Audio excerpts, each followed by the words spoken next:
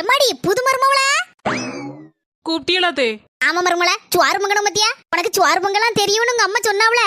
நீ சோறு பொங்குதியா இல்லன்னா நான் சோறு வைக்கிட்டாமா? பரவாயில்ல நீங்க ரெஸ்ட் எடுங்க, நான் வந்துட்டோம்ல, இனி நானே செய்யறேன். மொவன் இப்ப மத்தியானம் சாப்பிட வந்துடும்ல மக்களே.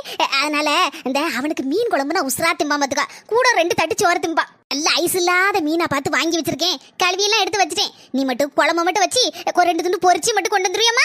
சாப்பிட்றோம் எல்லாரும் சேர்ந்து. சரிங்க தே, சாப்பாடு ரெடி ஆயாச்சு, கொண்டு போய் கொடுப்போம். மீன் குழம்பு எப்படி இருக்குது? நல்ல சம்முன்னு வச்சிருக்க மருமல, நல்ல ருசியா இருக்கு, நல்லா இருக்கு பாத்துக்க. தேங்க்ஸ் தே. அம்மா நீ வச்ச மாதிரி இல்லையம்மா, பார்க்கதான் பளிச்சுன்னு இருக்கு. ஏகப்பட்ட முளத்துப்படியை வாரி போட்டிருக்கா, உப்பையும் அள்ளி போட்டிருக்கா, வாயில வைக்க முடியலையம்மா. நீ அவகிட்ட நல்லா இருக்குன்னு கதையை விட்டுட்ட. மக்கா, அவ வயசு தாம்ல, என் அனுபவம். ஆனா அப்படிதான் முதல்ல இருந்தே கல்யாணம் முடிஞ்ச புதுசுல. அதுக்கப்புறம் இப்ப எப்படி வைக்கேன் அதே மாதிரி உன் பொண்டாட்டியும் பழகிருவால, அட்ஜஸ்ட் பண்ணி சாப்பிட்டுக்க. இதோட சேர்ந்த பெரிய வீடியோ மத்தியானம் வரும்.